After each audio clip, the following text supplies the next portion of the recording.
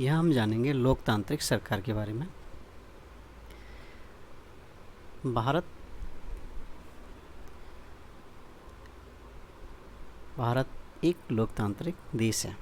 यहाँ लोकतंत्र भारत में क्या है, लोकतंत्र है और कुछ देशों में राजतंत्र अब भी चल रहा है। आज हम जानेंगे लोकतंत्र होता है क्या है। भारत एक लोकतंत्र है। इस लोकतांत्रिक व्यवस्था को पाने के लिए हमने लंबी लड़ाई लड़ी है। संसार में और भी कई देश हैं जहां लोगों ने लोकतंत्र लाने के लिए संघर्ष किए हैं। ऊपर बताया जा चुका है कि लोकतंत्र की मुख्य बात यह है कि लोगों के पास अपने नेता को चुनने की शक्ति होती है। इसलिए एक अर्थ में लोकतंत्र लोगों का ही शासन होता है। लोकतंत्र क्या होता है, जो पब्लिक है उसी के हिसाब की सरकार होती है।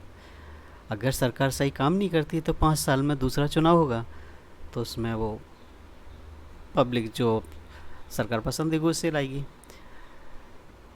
आगे कह रहा है, लोकतंत्र में मूलभूत विचार यह है कि लोग नियमों को बनाने में भागीदार बनकर खुद ही शासन करें।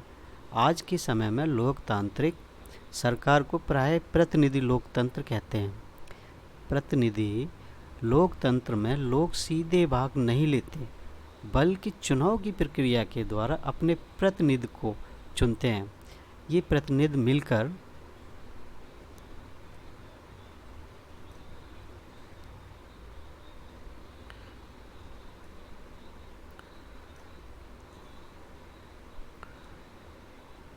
मिलकर सारी जनता के लिए निर्णय लेते हैं।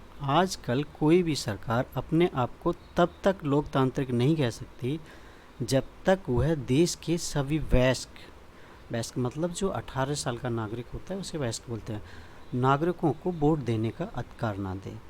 लेकिन हमेशा ऐसा नहीं था। क्या आप विश्वास कर सकते हैं कि एक समय ऐसा था जब लोकतांत्रिक सरकारें औरतों और गरीबों को चुनाव में भाग नहीं लेने देती थी। अपने आपने शुरुआती दौर में सरकारें केवल उन्हीं पुरुषों को वोट देने देती थी जो पढ़े लिखे थे और जिनके पास अपनी संपत्ति होती थी। इसका मतलब था कि औरतों, गरीबों और अशिक्षितों को वोट देने का अधिकार नहीं था। ऐसी स्थिति में देश उन्हीं नियमों के सहारे चलते थे जो ये गिने चुने पुरुष बनाते थे। भारत में आज़ादी से पहले बहुत ही कम लोगों को वोट देने का अधिकार था। इसलिए जनता ने संगठित होकर इस अधिकार की मांग की। गांधी जी समेत कई नेताओं ने इस अन्यायपूर्ण व्यवहार का विरोध किया। उन्होंने भी जोर शोर से यह मांग उठाई।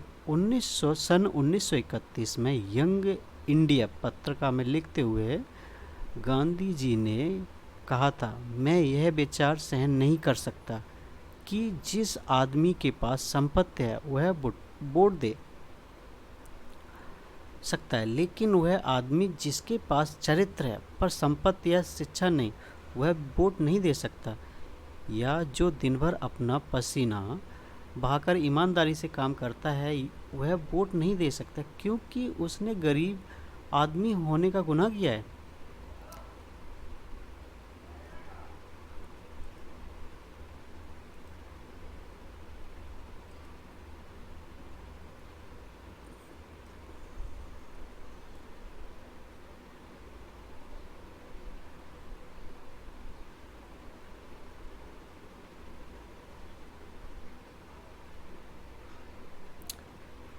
आगे कह रहा है, संसार में कहीं भी सरकारों ने स्वेच्छा से अपनी शक्ति लोगों के साथ नहीं बांटी है। समझो, स्वेच्छा मतलब अपनी इच्छा से सरकारों ने अपनी शक्ति लोगों के साथ नहीं बांटी थी। पूरे यूरोप और अमेरिका में महिलाओं और गरीबों को सरकार के कार्यों में भागीदारी के लिए संघर्ष करना पड़ा। महिलाओं द्वारा मताधिकार के लिए मतलब वोट डालने के लिए किए गए संघर्ष ने प्रथम विश्व युद्ध के दौरान और मजबूती पकड़ी। इस आंदोलन को महिला मताधिकार आंदोलन कहते हैं। और अंग्रेजी में इसे सफ्रेज मूवमेंट कहते हैं। सफ्रेज का मतलब होता है वोट देने का अधिकार। युद्ध के दौरान बहुत से पुरुष लड़ाई में थे, इसीलिए महिलाओं को उन कामों को करने के लिए बुलाया गया जो पहले पुरुषों के काम माने जाते थे। जब महिलाओं ने विभिन्न प्रकार के काम और उनकी व्यवस्था करना शुरू किया तो लोगों को यह देखकर बड़ा आश्चर्य हुआ कि उन्होंने महिलाओं और उनकी क्षमताओं के बारे में क्यों इतनी गलत रूढ़िबद्ध धारणाएं बनाए रखी थी, मतलब इतनी गलत फहमी क्यों पाल रखी थी। महिलाएं यह काम नहीं कर सकती। इस तरह महिलाओं को निर्णय लेने के समान रूप से योग्य माना जाने लगा। महिला मताधिकार आंदोलन की साथियों ने सभी महिलाओं के लिए वोट देने के अधिकार की मांग की। उनकी आवाज़ सुनी जाए, इसके लिए उन्होंने जगह जगह पर अपने आप को लोहे की जंजीरों से बांधकर प्रदर्शन किया, मतलब आंदोलन किया। उनमें से कई क्रांतिकारी महिलाएं जेल गईं और भूख हड़ताल पर बैठीं। अमेरिका में औरतों को वोट देने का अधिकार 1920 में मिला। यहाँ क्वेश्चन ध्यान देने वाला है।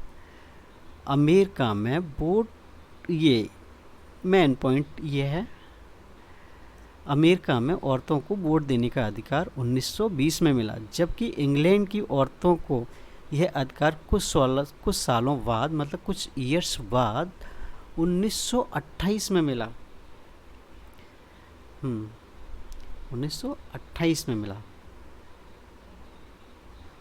दूसरा यहाँ ये वाला है सफ्रेज का मतलब क्या होता है? सफ्रेज का मतलब होता है वोट देने का अधिकार, ये वाला।